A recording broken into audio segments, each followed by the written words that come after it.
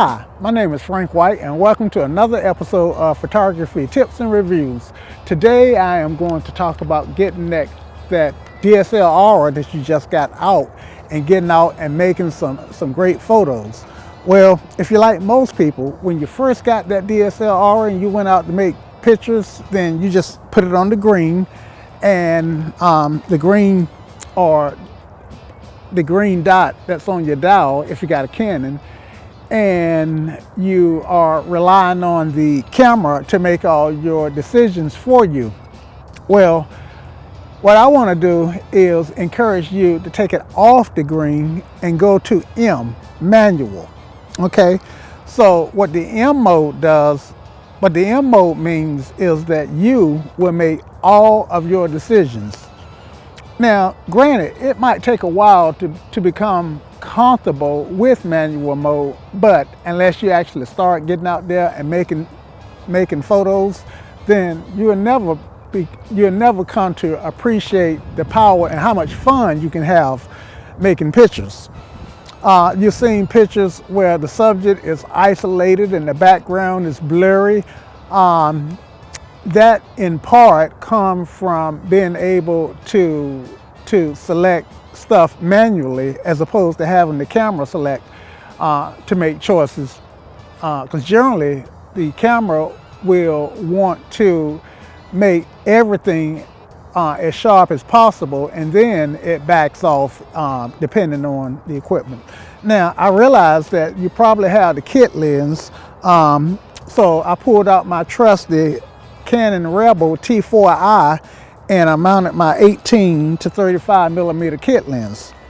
So let's start to make some pictures. Now, one of the things that you might find is after taking pictures around your house and in your backyard and up and down your street, then you might find that, hey, I need something to photograph if it's not people. So where I'm at is in my local park, and what I have in the background is I don't know what these things are called, but it's a piece of playground equipment. So I'm going to start off making pictures with that playground equipment. Now, grant you, I am in manual. So what I want to do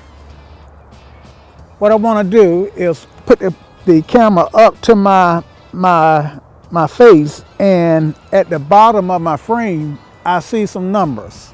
Now what I do know is, in order for me to get a proper exposure in manual, there's a chart that goes -2 all the way up to +2, and let me look at it here. So it's -2, -1, and then there's a little arrow to indicate 0, and then it's +1, and then +2. So I know that if I get that dot in the middle, between the -1 and the +1, right there in the middle, then the camera's meter is telling me that I've got a good exposure. So as a rule of thumb, I'm going to put my aperture on f8. Now, there is a rule called Sunny 16 that basically say if it's sunny, then start out with an aperture of 16. But quite frankly, I like 8 better. So right now it's on f5, so I'm going to change it to f8. Okay, and my ISO is on 400. Now, I'm assuming that you've already figured out how to make these changes. If you haven't, then leave a comment below and tell me what you're having problems with.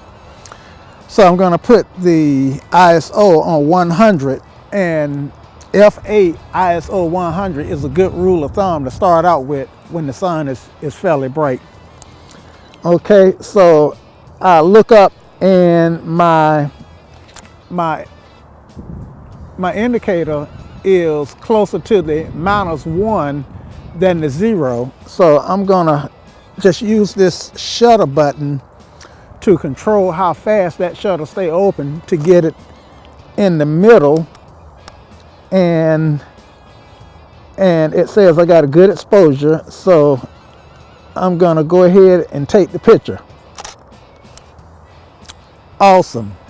Now, this, for me, this came with experience, but once I took this picture, I noticed that I've got a picture of a garbage can. I don't know if it's off camera or not, but there's a picture of a garbage can in the frame. Of course, you can see it when I flash the picture up.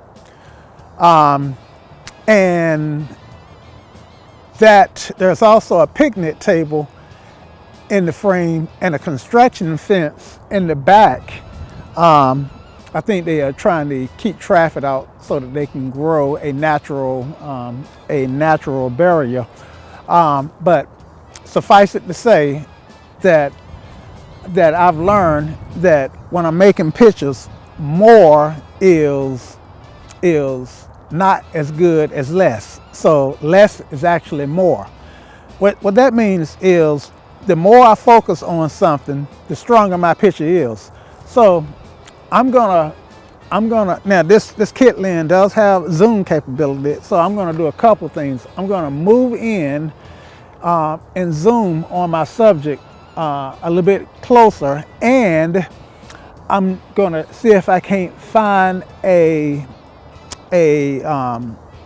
perspective so that the piece of playground equipment is all that I get without a lot of distraction in the background. Now I know that sounds like a lot, but that's why it's important to get out and practice, because only by doing so does these things become apparent and kind of automatic to you once you start to make photos.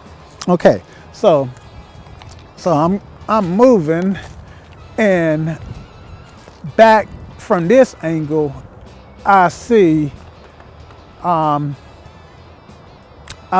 some trees that's growing, part of the natural barrier that they're trying to grow. And fortunately for me, the fence is actually down in the side, from this perspective, from where I want to from where I want to shoot. Now, I do have the sun beaming almost directly at me, and so I got to be cognizant that the sun will affect my exposure. So I'm going to put the camera up to my face and take a reading, and right now I am -1 on exposure. That's because the sun is actually tricking the camera's meter. So based on I'm actually going to make this exposure so that you can take a look at what it looks like now. Okay. Alrighty. So just looking at the back of the camera, this picture does look somewhat underexposed. So the meters is kind of right. So I'm gonna get that back in the middle. Now I'm on evaluative metering, so my metering system is actually trying to look at the scene rather than a particular spot that I'm metering on. Okay, so I'm gonna make this photo and looking at the back. Now that's better. Still a little bit underexposed. I still got some of this fence. So I'm gonna try to find a perspective where I can eliminate that fence out the frame. And I'm actually gonna zoom in tight and get that meter centered and make that exposure. All right. So I still got a little bit of the fence, but that's okay. I can worry about distractions when I bring it up in my Lightroom post-processing application to actually do some work to it. Now, when you're working the scene, you actually don't want to make, you actually want to try to make several photos of the scene, because sometimes just by walking around and looking at it from different perspectives, you can find a perspective that gives you a much stronger picture. So here I'm noticing if I shoot from where I'm at now, then I'm actually off. I'm actually can't see the fence, or the majority of the fence, and I'm hiding the picnic table. So I'm gonna go in vertical mode and make this picture awesome. And that's a nice exposure. Now stay tuned for the next video, because I am also going to talk about using the aperture to help you achieve certain effects that you wouldn't be able to achieve without changing the aperture. So remember, the takeaway from this video is to primarily just get out there and shoot, make some pictures. Now I hope I have been helpful in giving you some good information. If you like this video, go ahead and give me a thumbs up. Take a moment to subscribe, that way you won't miss any future videos. And if you have any comments, leave them below. I read all of them. And even if this video is a few years old, I still read them and respond where appropriately. If you're going to shoot anybody today, shoot them with a Canon or a camera of your choice. And in the immortal words of Ansel Adams, great pictures are not taken, they're created.